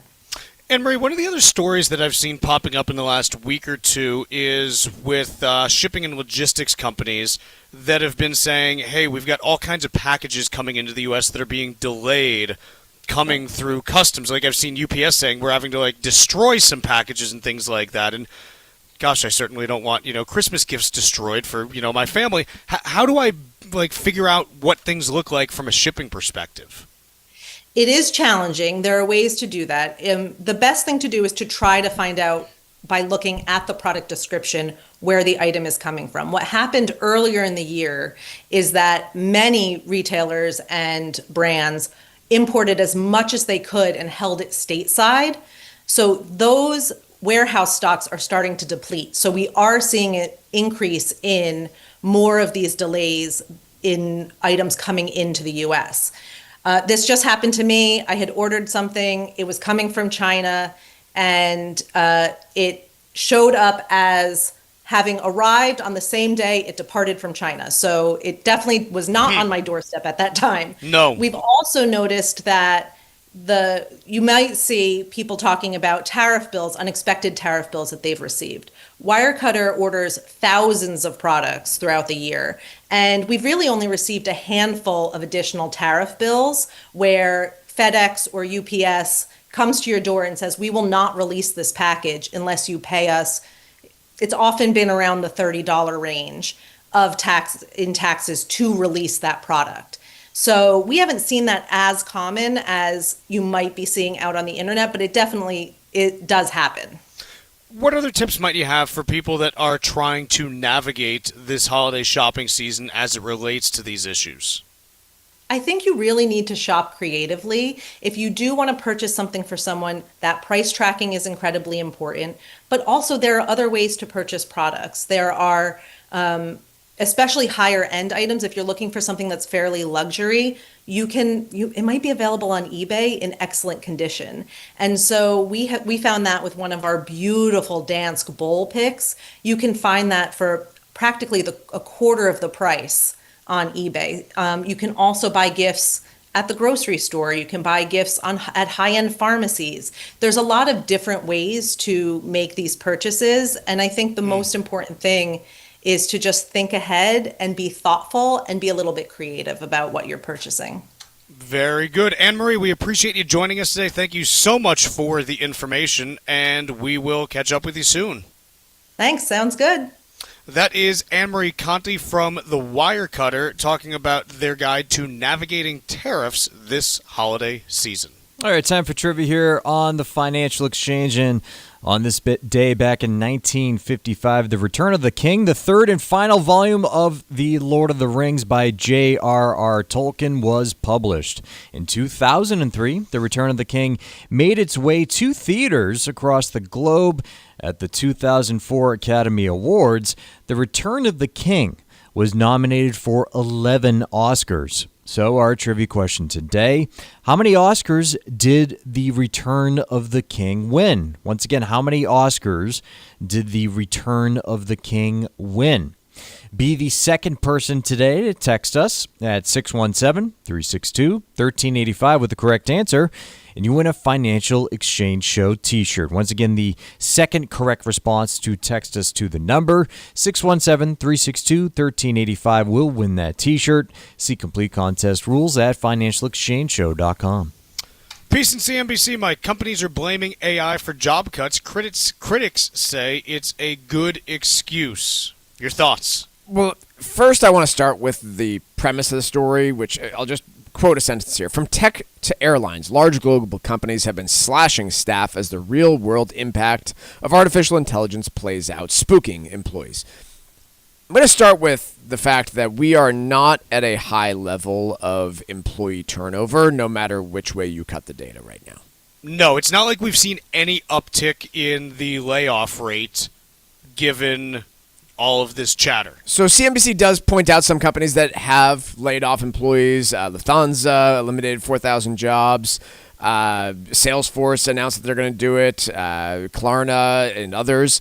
But I want to be very clear that in spite of these announcements, when you look at the broad-based data on this economy right now, we are not seeing an increased pace of layoffs compared to this time last year or any other normal economy.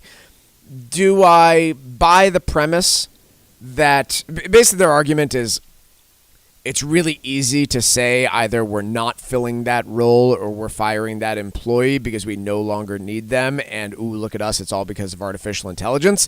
I do buy that as a premise, but I think it probably has more to do with the pace of hiring right now than it does the pace of firing.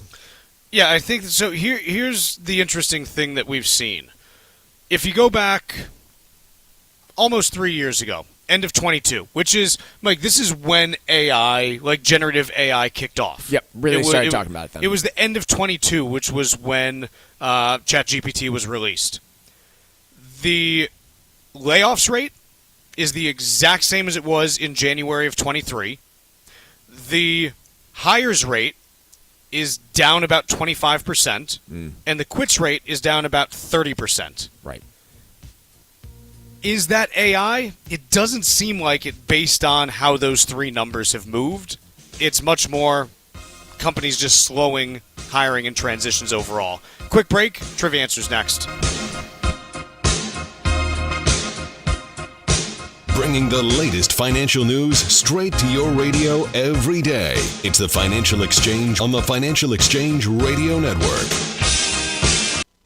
Hi, this is Mike Armstrong from the Armstrong Advisory Group. If you're approaching your 70s, you might be thinking about slowing it down, but the IRS is just getting started. Required minimum distributions, or RMDs, kick in starting at age 73. And if you were born in 1960 or later, that number jumps to 75. RMDs are more than just a box to check. They can impact your taxes, your income plan, and even what you leave to your heirs. If not done properly, it could mean big penalties, but getting them right might help keep your money working for you. Our latest guide, Understanding RMDs, breaks down how they work, when to take them, and strategies that may make them less of a tax headache and more of a financial opportunity. Request your copy today by calling 800-393-4001 or by visiting ArmstrongAdvisory.com. That number again is 800-393-4001 or ArmstrongAdvisory.com. The proceeding was paid for by Armstrong Advisory Group, a registered investment advisor. Nothing in the ad or in any Armstrong guide is specific financial, legal, or tax advice. Consult your own financial, tax, and estate planning advisors before making any investment decisions. Armstrong may contact you to offer investment advisory services.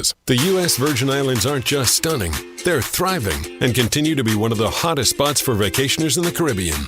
New cruise port upgrades, better air connections, and a sharper focus on cultural experiences are putting the islands back on the map for travelers seeking something special. St. Thomas is your cruise hub, known for duty-free shopping and the world-famous Megan's Bay. St. John is pure escape with national park hikes, secluded beaches, and tropical tranquility. St. Croix brings the history with colonial architecture, old sugar mills, and vibrant coral reefs. Visit one island or all three and get plenty of pampering, undisturbed nature, and a vibe like no other, all jammed into one vacation.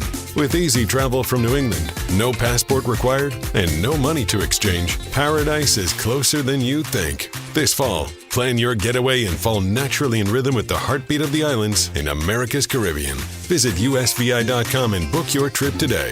That's visitusvi.com. Mark Vonner is the CEO of Veterans Development Corporation. Mark is a career military man, having served nearly 20 years, and we are so proud to have him and his business as a key partner and a presenting sponsor of the DAV 5K Boston. The DAV Department of Massachusetts does incredible work, and it's one of the first organizations that Mark became familiar with after his military service ended back in 1984. As Mark built his company, he knew he'd be giving back to fellow veterans who needed jobs, support services, medical supplies, and so much more. Mark works with disabled veterans every day, and it's one of the key reasons why he's such a big supporter of Dan Stack, the DAV Department of Massachusetts, and the DAV 5K Boston. You can join Mark Vonner and his team and make a donation to the DAV Department of Massachusetts or become a sponsor of the DAV 5K Boston. Simply visit dav5k.boston. That's dav5k.boston. This is Tucker Silva of the Financial Exchange Show, and I'm joined today by estate planning attorney Todd Lutzke, a partner with the law firm of Cushing & Dolan with a master's in taxation. And today we're talking about the implications of gifting assets away. Todd, since the estate tax laws are projected to change on January 1st of 2026, significantly reducing the estate tax exemption, does it make sense to gift away assets right now? You know, it's a big question mark. You have to think of a few things. One, look at the size of your estate. If the exemption falls to $7 million each and you're married, you can still die with $14 million of assets and not have an estate tax. So gifting might not be important from a federal gift tax situation. But the state exemption is only $2 million, so you can only shelter $4 million. So you might want to gift to reduce your state estate tax. However, there's basis to consider. If you give away low basis assets, you're trapping capital gain. And to do that, you might be paying more in capital gains taxes later when the kids sell the assets than you're saving in just Massachusetts estate tax. So you really got to think about whether it makes sense to gift or not. And if you're going to gift, you should probably set up a gifting trust. People might be gifting large assets away and not gift the assets directly to a child. Have them in a trust for the child's benefit and then protect those assets for them. Educate yourself about the implications of gifting your assets away. Request your free copy of Todd's brand new guide called Making the Most of Gifting Assets right now by calling 866-848-5699. That's 866-848-5699, or you can request a copy from their website, legalexchangeshow.com. The proceeding was paid for and the views expressed are solely those of Cushing & Dolan. Cushing & Dolan and or Armstrong Advisory may contact you offering legal or investment services. Cushing and Armstrong do not endorse each other and are not affiliated.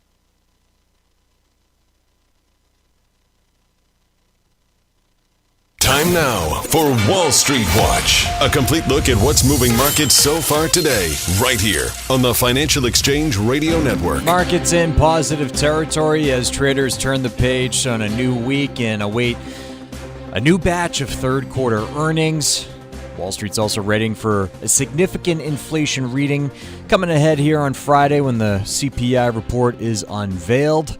Right now, the Dow is up by 0.8% or 369 points. S&P 500 up just over 1% higher, is 67 points. NASDAQ now up 1.4% or 315 points higher. Russell 2000 up 1.6%. 10-year Treasury yield down 1 basis point at 3.997%. Crude oil down about 0.75%, trading at $57.11 a barrel. Well, a widespread outage linked to Amazon's web services has impacted several companies this morning, including Amazon, Snapchat, Disney+, Reddit, Coinbase, and Robinhood. Airline websites, including Delta and United, were also among those impacted. However, many sites are still seeing signs now of recovery. Amazon shares are up about 0.75%. Meanwhile, Cleveland-Cliffs stock is rallying 24% after the steel company beat third quarter expectations. The company also issued capital expenditures guidance of around $525 million for the year, less than a prior forecast of $600 million. Elsewhere, shares in Cooper companies climbing over 4% now after Reuters reported that activist investor Jana Partners has built a stake in the medical device maker. Bank of America upgraded AMD's price target to $300 per share from $250 a share. AMD stock is up nearly 4% now.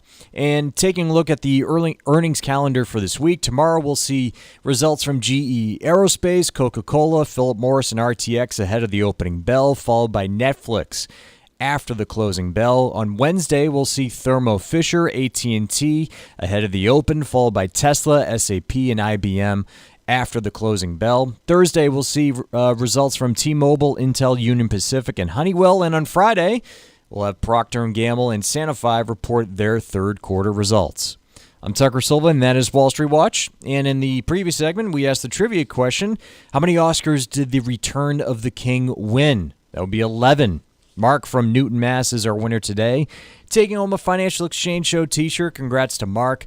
And we play trivia every day here on the Financial Exchange. See complete contest rules at financialexchangeshow.com. A couple in their 80s wants to do Roth conversions. Should they? It's an interesting question. Wall Street Journal has a piece on this exact subject today, and they talked to a financial planner about it, and it caught my attention. I think if you're considering doing Roth conversions in your 80s, it's probably for one reason, which is you want to lower the tax burden for your kids. Can you think of any other reason to do it?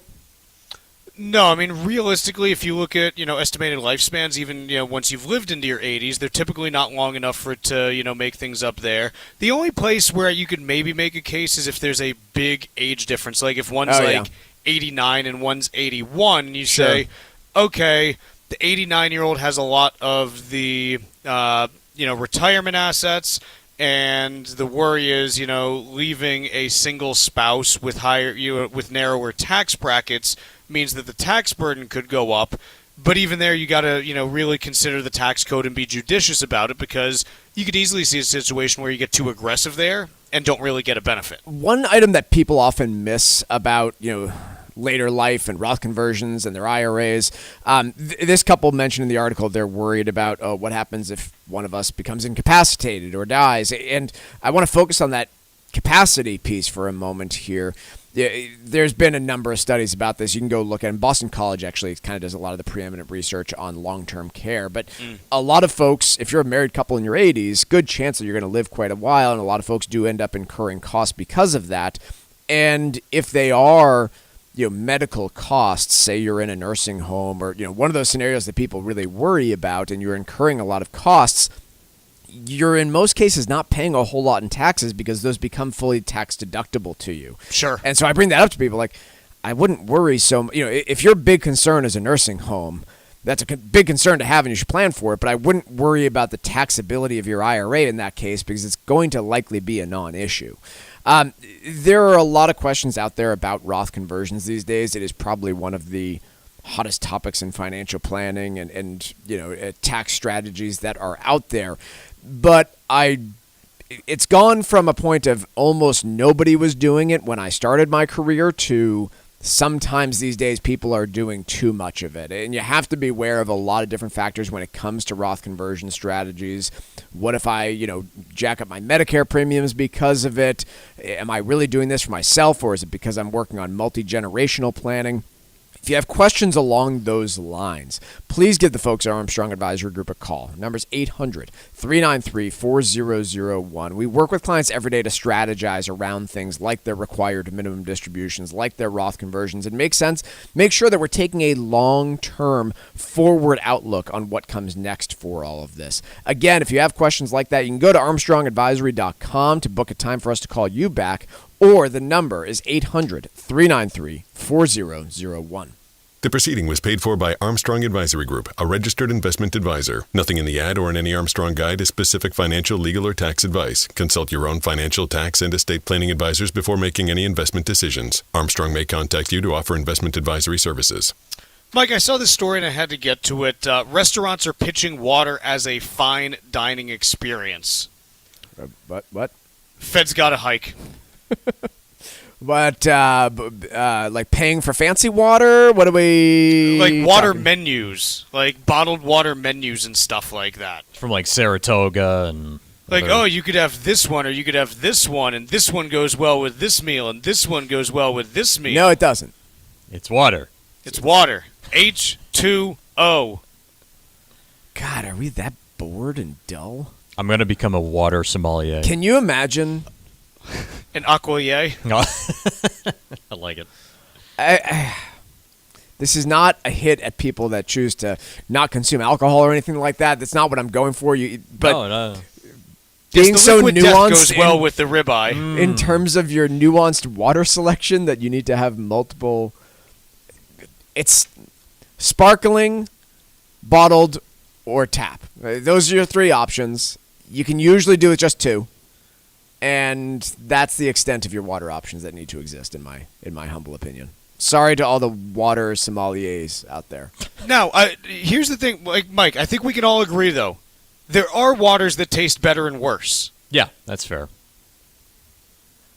Yeah, I've had this explained to me, and I'll tell you, when I open up a cold bottle of water, I don't generally care. But yes, I have heard some people say, like, oh, I can't drink Poland Springs or Dasani because of the like I can't stand Dasani personally. Some form of the chemistry in there, and I've never really. No, I don't buy that, but I do know if I'm ever in the southeastern part of the United States I happen to come across a bottle of Zephyr Hills, I'm like, run for the Zephyr Hills. You know, like, stuff's not great. But that's neither here nor there. Yeah. That's an out. That one's out there, Chuck. Yeah, again, like, Fed's got a hike. If you got, like, water menus at restaurants, policy's too loose. Well, then how about just this metric that MarketWatch has their eye on? Sales at U.S. bars and restaurants have risen 6.5% over the last 12 months, ending in August. We've mentioned this before. That's up from 4.3% the previous year.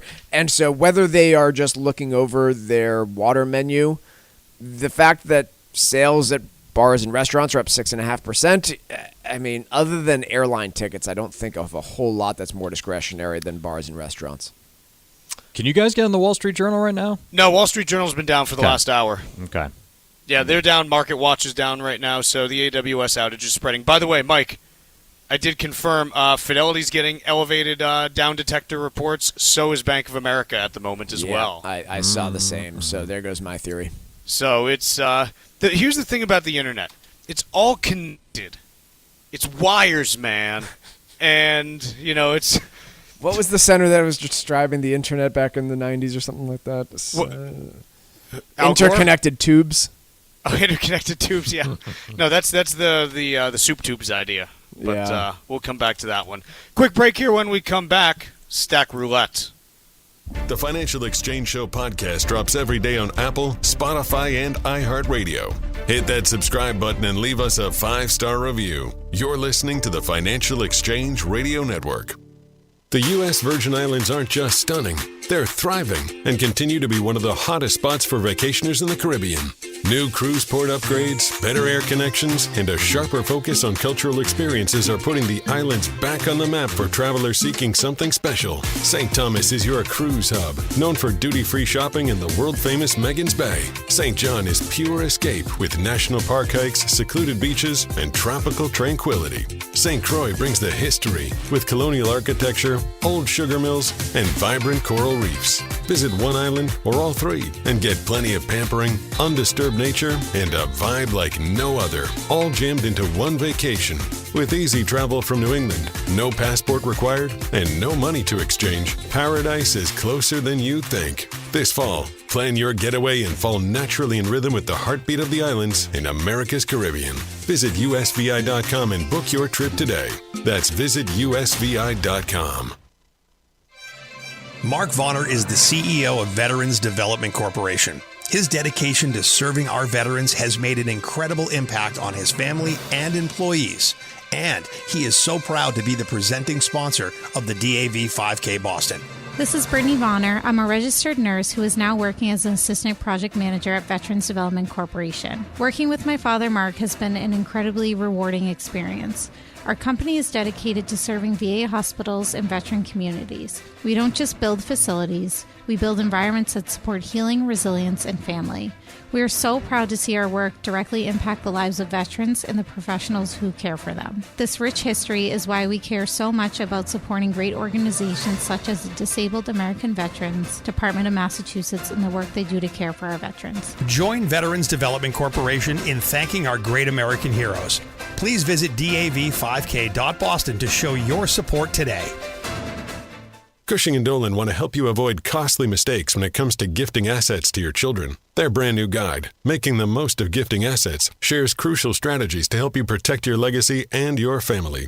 Many people think gifting is always a good thing, but if it's done the wrong way, it can create real headaches. Even well-intentioned gifts can cause complications if your children are dealing with financial pressure or legal issues like a divorce. The guide also explains how a major gift, like a home or vacation property, could come with hidden tax consequences that may impact your entire estate plan. Before you make any big moves, arm yourself with the facts in this new guide from Cushing & Dolan. Call 866-848-5699 right now to get your copy. That's 866-848-5699. Or request it online at LegalExchangeShow.com. That's LegalExchangeShow.com. The proceeding was paid for, and the views expressed are solely those of Cushing & Dolan. Cushing & Dolan and/or Armstrong Advisory may contact you offering legal or investment services. Cushing & Dolan and Armstrong Advisory do not endorse each other and are not affiliated. Hey, listen, are you a 50-year-old person looking for term life insurance? Then you need to talk to Bob. Bob specializes in helping people find $1 million or more of term life insurance for a couple of $100 a month. Look, you need to know there's a price war in the term life insurance business, and you may be paying too much. Call Bob, and he'll shop and see how much money he can save you. Look, this could be the last term life insurance policy you ever have. Your rates are guaranteed for the next 20 years. That's right, guaranteed level rates for the next 20 years. And if you're a smoker or your health is not perfect, Bob has great rates for you too. So for $1 million of term life insurance coverage for a couple of $100 a month, call Bob right now. 800-965-7987. 800-965-7987. 800-965-7987. That's 800-965-7987. Paid for by Term Direct.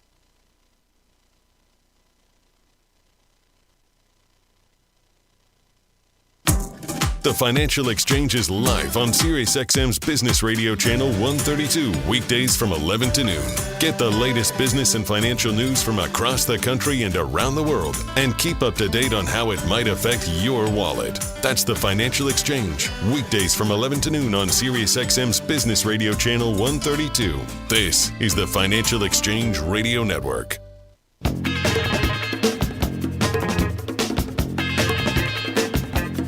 Time for a bit of stack roulette here on the Financial Exchange, and CNBC has a piece today about the best and worst months to buy a house, and they're saying that the difference could save you $23,000. So here's what they're actually talking about. In January, it is statistically the cheapest month for home sales, meaning the price per square foot hits the lowest level in the month of January, which does make some sense given the fact that most people aren't shopping in January, and if your home is still for sale in January, it might speak of some degree of desperation to sell that house. I would counter with the idea of, is this actually useful? I can think of one group this is actually useful for. If you are some sort of home flipper or, constantly buying homes to rent out, some big real estate tycoon, then I can see how this would be valuable. But for the average person who's maybe going to buy 2 to 3 homes in their entire lifetime, I can think of different things that are more important than trying to find the deal on the very few properties that are actually for sale in January. And so if you're out there waiting to buy that next home because you're waiting for that stage of life, I cannot say enough that I think this is a stupid strategy. Like, you should be focusing on, this is what I need out of a home where I'm going to spend probably multi-decades of my life. And so these are the number of beds and baths that I need. This is the neighborhood that I'm looking for, or the type of neighborhood that I'm looking for. And most importantly, this is what I can afford. And if you find a home that matches those criteria, what I need in the neighborhood that I want, plus a price point with a monthly payment that I can actually afford and sustainably afford, like I'm not doing some sort of crazy balloon payment or adjustable rate mortgage that could shoot up in the other direction, then buy the house. Don't wait for it to go on sale in January, maybe, because guess what? It's, especially in the market here in the Northeast, probably going to sell. I think this might be useful information. Like I said, if you're some sort of home flipper and you actually have the ability to, time out things, then yeah, sure, okay, maybe this is useful. But I see pieces like this all the time, like, oh, here's how you should buy your first home. It's like, no, probably not. Do you want to relocate your kids midway through the school year is another factor to consider on this one. So, of course, prices are lowest in January. Don't use that as a guideline for where to buy your home.